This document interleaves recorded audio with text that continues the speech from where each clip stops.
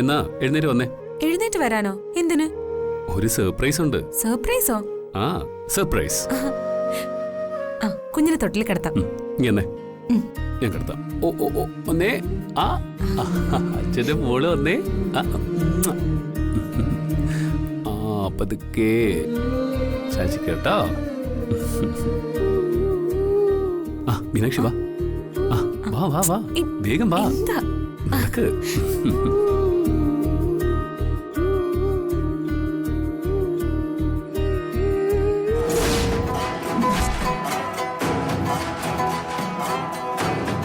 ശിവനും മോൾക്കും എന്താ തലയുടെ പിരികളയാ.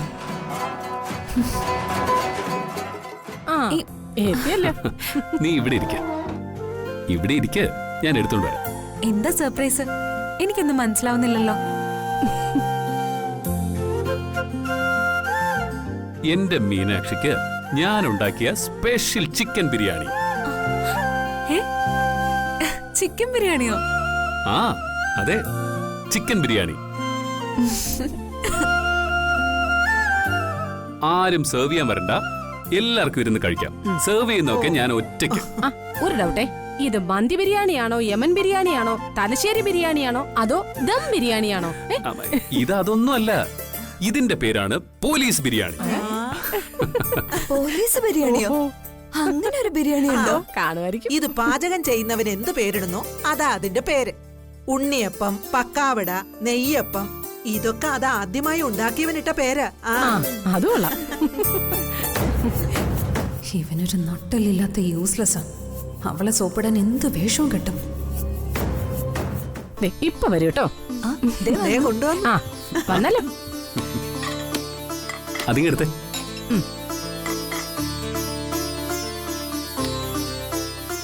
നീ വേഗം കഴിക്കും.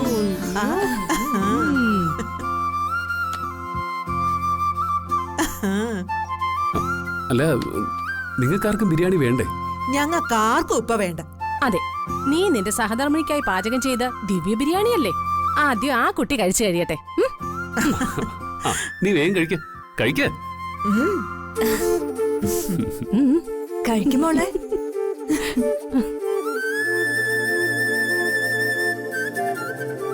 എങ്ങനുണ്ട്? എങ്ങനെ?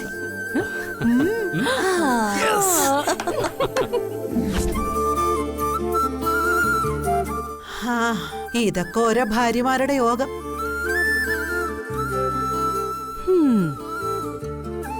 ഇവിടെ കല്യാണം കഴിഞ്ഞിട്ട് 10-40 കൊല്ലമായി.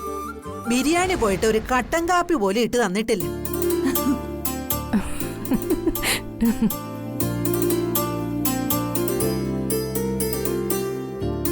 എന്റെ രാമഭദ്രൻ ഭർത്താവാണെങ്കിലേ അദ്ദേഹത്തിന്റെ മുതുകത്തൊരു കൊതുക് കടിച്ച ആ കൊതുകിനെ വരെ ഞാൻ തല്ലിക്കൊല്ലണം. അങ്ങേരാനങ്ങത്തില്ല. ഇതിനൊക്കെയാ താലിയോഗം എന്ന് പറയുന്നത്, അല്ലേ അമ്മ? അതെ അതെ. എല്ലാരും കൂടി ഏട്ടനെ തള്ളി തള്ളി അങ്ങ് കൊമ്പത്ത് കയറ്റി ഇരുത്താണല്ലേ? ഓ അല്ല, ഇതെന്തൊരു അത്ഭുതം. ഈ ബിരിയാണി എപ്പോ ഉണ്ടാക്കി? ഞാനും അമ്പരന്ന് പോയി. ആദ്യം കണ്ടതേ ഞാനാ.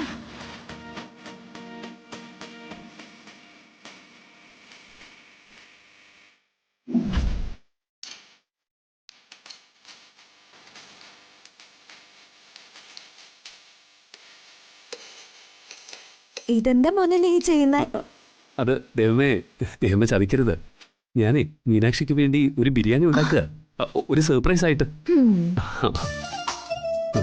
പ്ലീസ് ദൈവമേ, പ്ലീസ് ആരോടും പറയരുത്. ഞാൻ ആരോടും പറയില്ല.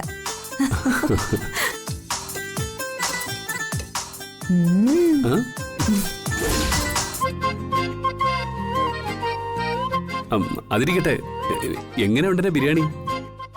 സൂപ്പർ. യെസ്.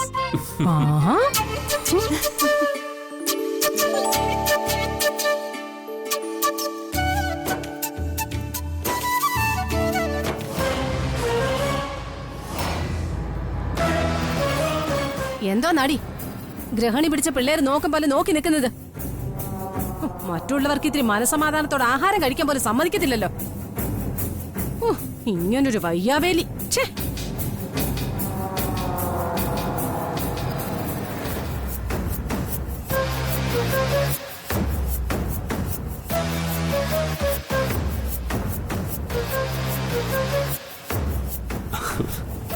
കഴിക്ക.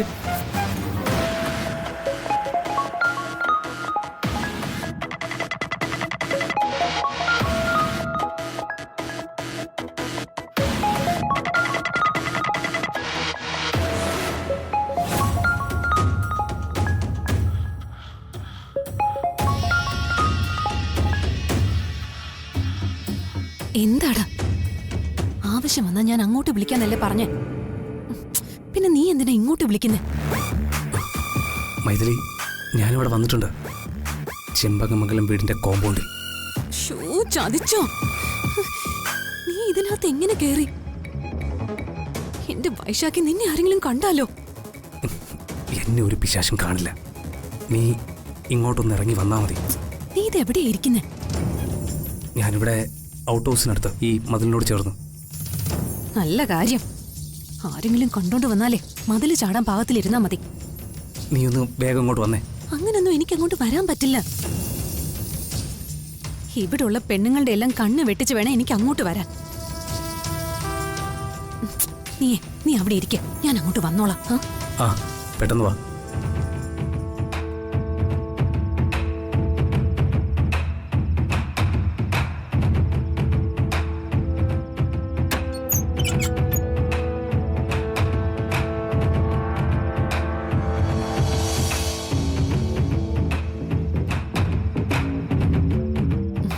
ഇവിടെ വാതുക്കല് തന്നെ പ്രതിഷ്ഠിച്ചിരിക്കുകയാണല്ലോ.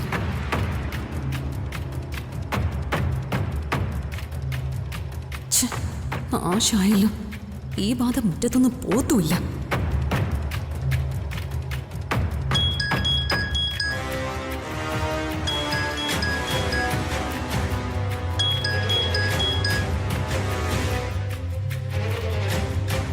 ഇവിടെ മൊബൈൽ ഇറങ്ങിയതല്ലോ. ആരാത്?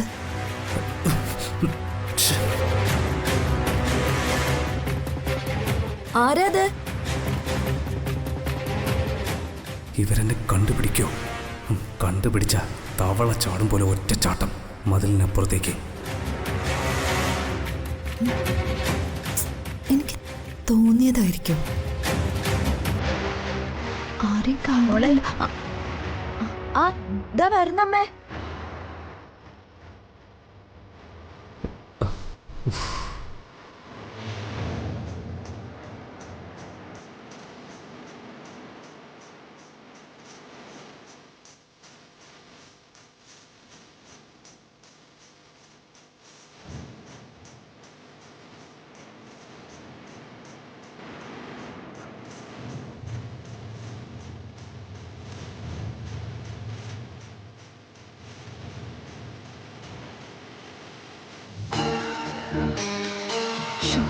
ഇങ്ങനെ എവിടെയാ ഒളിച്ചിരിക്കുന്നെ? വല്ല പാമ്പും കടിച്ചോ ആവും.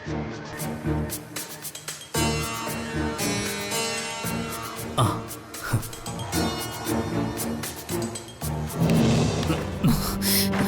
എടീ, ഞാനിവിടെ ഉണ്ട്. നീ വന്നത് ആരും കണ്ടില്ലല്ലോ. എന്നെ ആരും കണ്ടിട്ടൊന്നുമില്ല. കണ്ട വീടുകളിലൊക്കെ ഒളിച്ചു കയറി നിനക്ക് നല്ല എക്സ്പീരിയൻസ് ഉണ്ടല്ലോ. എടീ, ദേ, എന്നെ കൊണ്ടൊന്നും പറയിപ്പിക്കല്ലേ. എനിക്ക് അങ്ങനെ ഒരു എക്സ്പീരിയൻസും ഇല്ല. ഈ വീട്ടില് നിന്റെ പുറകെ നടന്ന എക്സ്പീരിയൻസ് മാത്രമേ എനിക്കുള്ളൂ. ഇവിടെ നിൽക്കുന്നത് അത്ര പന്തിയൊന്നും അല്ല. നീ വന്ന കാര്യം പറ വൈശാഖേ.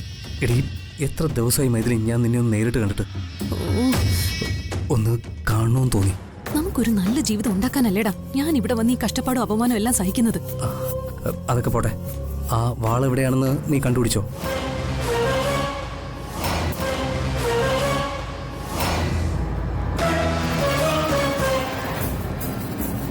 ഈ രാമേട്ടൻ എന്താ ഇത്ര താമസിക്കുന്നത്?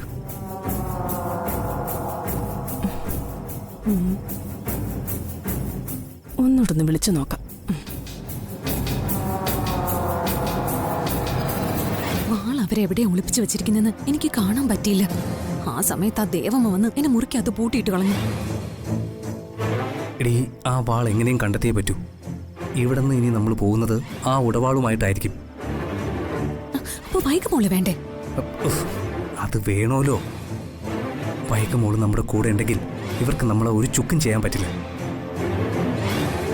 ഇവിടെ നിന്ന് ഇതൊക്കെ എത്രയും പെട്ടെന്ന് കൈക്കലാക്കി പോയേ പറ്റൂ വൈശാഖേ. അത്രയ്ക്ക് പീഡനമാണ് ഞാൻ അനുഭവിക്കുന്നത്. ആരാ നിന്നെ കൂടുതൽ ഉപദ്രവിക്കുന്നത്? എല്ലാവരും കണക്കാ. പക്ഷെ ഏറ്റവും കൂടുതൽ എന്നെ ഉപദ്രവിക്കുന്നതേ ആ സാവിത്രിയാ. സാവിത്രി. അവരോട് ഇതിന് പകരം നമുക്ക് ചോദിക്കാം. അതിനൊരു വഴി ഞാൻ കണ്ടെത്താം. ഹലോ, ആ രാമേട്ടാ, എവിടെയാ നിങ്ങള്? നീ നോക്കി. എന്തേ താമസിക്കുന്നേ? അയ്യോ,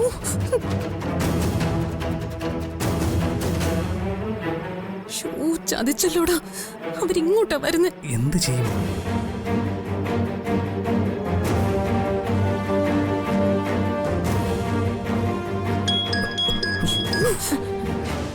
ഞാൻ പിന്നെ വിളിക്കാം. ആരാ ആരാ അവിടെ?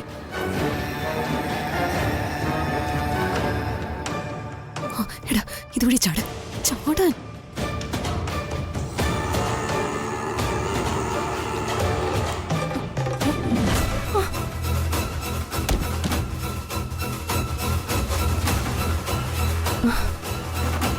ഇതെന്താ തേങ്ങ വീണതാണോ? ആരാന്ന്? ആരാ അവിടെ?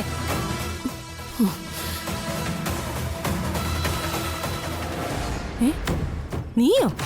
നീ എന്താ അവിടെ? ഞാനൊരു ഫോൺ ചെയ്യാൻ വന്നതാ. ഈ ഇരുട്ടത്തോ ഫോൺ ചെയ്യാനോ? ആർക്ക്? എന്റെ അച്ഛന്. അച്ഛനോ? ഏതച്ഛൻ? ഇത്രയും നാളും ഇല്ലാത്ത അച്ഛൻ ഇപ്പൊ എങ്ങനെ വന്നു? എന്നോടൊന്ന് ക്ഷമിച്ച് എന്നെ ഇവിടെ ഒന്ന് കൂട്ടിക്കൊണ്ട് പോവാമോന്ന് ചോദിക്കാൻ വിളിച്ചതാ. അച്ഛൻ എന്നെ കൊന്നില്ലെന്നേ ഉള്ളൂ.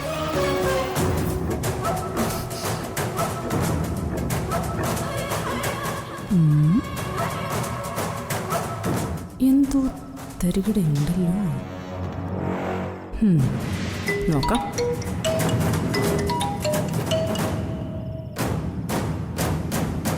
ഹലോ, ആ പറ. ഓ ആ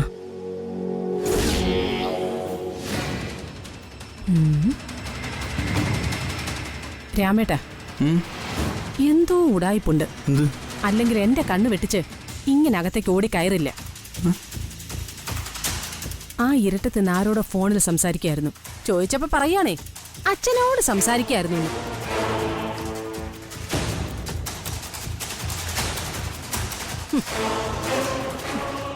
ഏതാ അച്ഛൻ? അയാൾ ഇവിടെ എങ്ങനെ കണ്ടാലേ ഓടിച്ചിട്ട് തല്ലിക്കൊല്ലും. നീ ഇവളോടൊന്നും സംസാരിക്കാൻ പോകണ്ട, വെറുതെ തരം താഴാനായിട്ട്. പിന്നെ കുടുംബത്തെ കയറി കൊള്ളരുതായി കാണിച്ച ചോദിക്കാതിരിക്കാൻ പറ്റുമോ?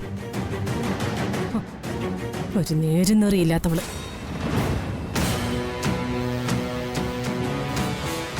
ദേ വരുന്നുണ്ട്.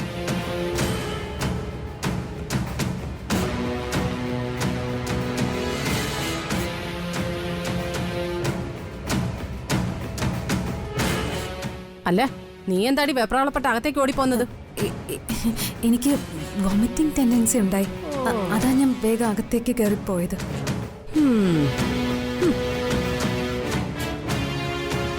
വോമിറ്റിംഗ് ടെൻഡൻസിയോ? അത് ശരി. നീയപ്പോ വൈശാഖിന്റെ പിറകെ നടന്ന് ഗർഭിണിയായിട്ടാണോടി ഇങ്ങോട്ട് കയറി വന്നത്? ഇനി ആ ദിവ്യഗർഭം വെച്ച് എന്റെ മോനെയോ ഞങ്ങളെയോ വിരട്ടാൻ ഇനി വല്ല പ്ലാനും വല്ലതും തയ്യാറാക്കിയിട്ടുണ്ടോ? എന്റെ രാമേട്ടാ, ഇവൾ അതിനും മടിക്കത്തില്ലേ? പിന്നെ ഗർഭകേസിന്റെ പുറകെ നമ്മൾ നടക്കണ്ടേ? നിന്നോട് സംസാരം നിർത്താനല്ല ഞാൻ പറഞ്ഞത്. അവന്റെ നിലയും വിലയും അനുസരിച്ച് സംസാരിക്കണം. അല്ല രാമേട്ട, നീ വന്നേ വാ. വെറുതെ ഇവളോടൊക്കെ സംസാരിച്ചാൽ നമ്മൾ തന്നെ കൊച്ചാവുന്നത്.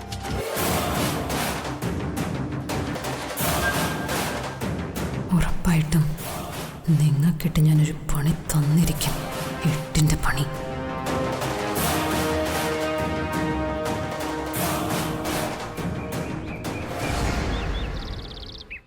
അതൊന്നും പറയാതിരിക്കുന്നതാ നല്ലത്. അതിന് ഞാൻ എന്താ പറഞ്ഞ? അഡ്വക്കേറ്റ് രാംമോഹൻ ആണല്ലോ. ആ ഡിവോഴ്സ് പെറ്റീഷന്റെ കാര്യം വല്ലതും പറയാനായിരിക്കും. ഫോൺ എടുക്ക. ഹലോ വക്കീലെ. ആ കാർത്തിക് സാറേ, അഡ്വക്കേറ്റ് രാംമോഹനാ. ആ മനസ്സിലായി, വക്കീല് പറഞ്ഞു. നാളെ നിങ്ങളുടെ കേസ് വെച്ചിരിക്കുകയാണ്. രാവിലെ 11 മണിയോടുകൂടി മൈഥിലിയും കൂട്ടി കോടതിയിലേക്ക് വരണം. ശരി വക്കീലെ. ആ ഓക്കെ ഓക്കെ ഓക്കെ. എന്താ വല്ല പ്രശ്നമുണ്ടോ? നാളെ ECPയുടെ ഡിവോഴ്സ് കേസാ. ഏട്ടനും ആ മൈഥിലിയും കൂടെ കോടതിയിൽ ചെല്ലണം. എപ്പോഴാ കോടതിയിൽ ചെല്ലേണ്ടത്? 11 മണിക്ക്. ആ ഇപ്പോഴേ വിളിച്ചാ മൈഥിലിയോട് പറഞ്ഞേക്ക്. അല്ലെങ്കിൽ സമയമാവുമ്പോ അവള് വല്ല എതിരും പറഞ്ഞാലോ? അത് ശരിയാ. മീനാക്ഷി ചെന്ന് ആ മൈഥിലിയോടിങ്ങി വരാൻ പറ. ശരി.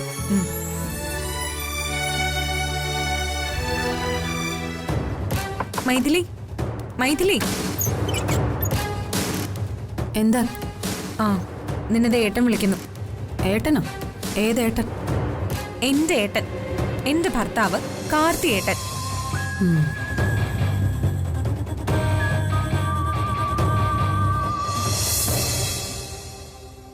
എന്താ കാർത്തി? മൈഥിലി, കോടതിയിലുള്ള നമ്മുടെ ഡിവോഴ്സ് കേസ് നാളത്തേക്ക് വെച്ചിരിക്കുക.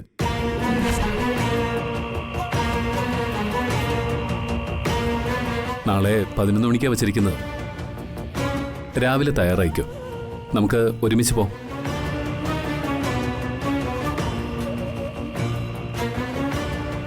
എന്താ മൈഥിലി ഒന്നും മിണ്ടാതെ നിൽക്കുന്നേ?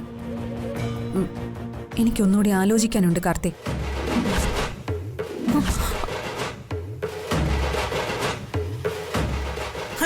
അതെന്തു വർത്തമാനാ നീ പറയുന്നത്? രോഹിണിയുടെ മുമ്പിൽ വെച്ച് എല്ലാം സമ്മതിച്ച് ആ വക്കീല് കൊണ്ടുവന്ന പേപ്പറില് നീ ഒപ്പിട്ട് കൊടുത്തതല്ലേ? ഞാൻ പറഞ്ഞില്ലേ, ഇത് നേരെ ചൊവ്വേ പോവില്ല. ഇവള് വേറെ എന്തോ ചില ഉദ്ദേശവുമായിട്ടാ ഇവിടെ നിൽക്കുന്നത്. നിന്റെ അത്തരം പ്ലാനുകളൊന്നും ഇവിടെ നടക്കില്ല. ഡിവോഴ്സിന് നീ തയ്യാറല്ലെങ്കിൽ ഇപ്പൊ ഇവിടുന്ന് ഇറങ്ങണം, ഈ നിമിഷം.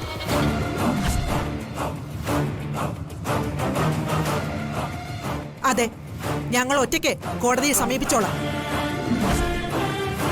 വിവാഹമോചനം അങ്ങനെ നേടിയെടുക്കാമോന്ന് ഞങ്ങളൊന്ന് നോക്കട്ടെ. കാർത്തി ഒരു ഗവൺമെന്റ് എംപ്ലോയിയാ. ഇപ്പൊ ഒരു കല്യാണം നടന്നു ഞാൻ കോടതിയെ ബോധ്യപ്പെടുത്തിയ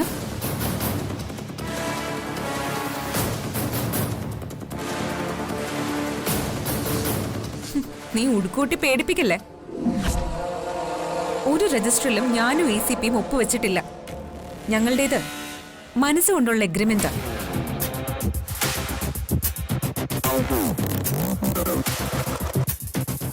ലിവിംഗ് ടുഗെദർ നടക്കുന്ന കാലത്താ അവൾ ഈ സൈസ് അഭ്യാസമായിട്ട് ഇറങ്ങിയിരിക്കുന്നത്. ഇത്തരം ഒരു തീരുമാനമായി നീ ഇവിടെ നിൽക്കാൻ പാടില്ല. നീ ഇപ്പൊ ഇവിടുന്ന് ഇറങ്ങണം, ഇല്ലെങ്കിലേ ഞങ്ങൾ ഇവിടുന്ന് അടിച്ചിറക്കും. ഇറങ്ങടി പുറത്ത്. മുത്തശ്ശി വേണ്ട, മൈഥിലി വരും. നാളെയല്ലേ കോടതിയിൽ എത്തേണ്ടത്? ഇവള് വരും, നമുക്ക് നോക്കാമല്ലോ.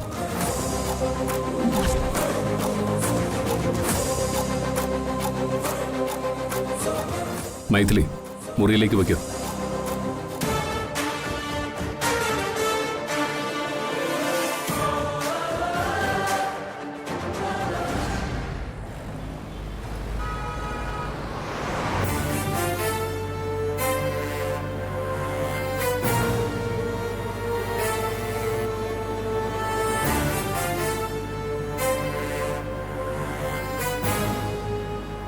മൈഥിലി, താനെന്താ ഒന്നും മിണ്ടാതെ ഇങ്ങനെ മസിൽ പിടിച്ചിരിക്കുന്ന? ഒന്നുമില്ല കാർത്തി.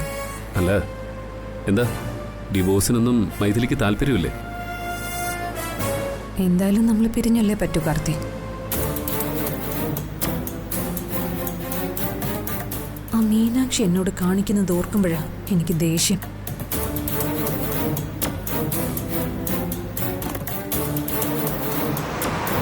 അവൾ എന്നെ അപമാനിക്കുന്നതിനൊക്കെ പകരം വീട്ടണം എന്നുള്ള ചിന്തയാണ് എനിക്കുള്ളത്. അതാ എനിക്കിത്ര ദേഷ്യം.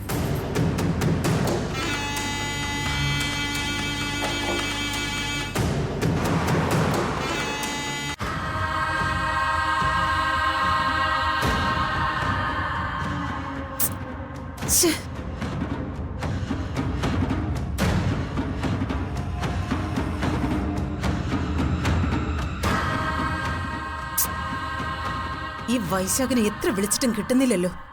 ഇവൻ ഇതെവിടെ നടക്കുന്നു? ഈ വിവരം ഒന്ന് അറിയണമെങ്കിൽ ആരെ വിളിക്കണം? മാലതിയെ വിളിക്കാം. ഇനി അവൾ എടുക്കുവാവോ? എല്ലാം കള്ളത്തരങ്ങൾ പഠിച്ചവരല്ലേ.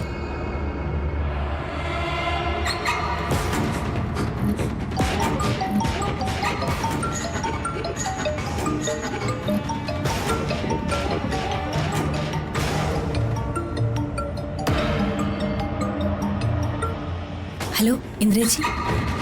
മാലതി ചെമ്പകമംഗലത്തുണ്ടോ? ഞാൻ എവിടെ പോവാനാ? എന്നെ ഇതിനകത്ത് തടവിലിട്ടിരിക്കല്ലേ. തടവ് തകർത്ത് പുറത്ത് ചാടാത്തതേ നിന്റെ കുഴപ്പ. അതിനെ ധൈര്യം വേണം. 2 കുഞ്ഞുങ്ങളില്ലേച്ചി, അതാ. കുഞ്ഞുങ്ങളെ വളർത്താൻ വേറെ എത്രയോ മാർഗങ്ങളുണ്ട്.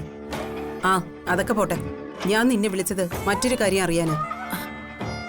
എന്താ ചേച്ചി? മൈഥിലി കാർത്തിക്കിന്റെ കൂടെ കോടതിയിലേക്ക് പോയോ? പോയി. നശിപ്പിച്ചല്ലോ. ഇവൾ എന്തിനാ പോയത്? പോയെന്ന് വെച്ച് അവള് കോടതിയിലെ ഡിവോഴ്സിന് സമ്മതിക്കണമെന്നില്ലല്ലോ.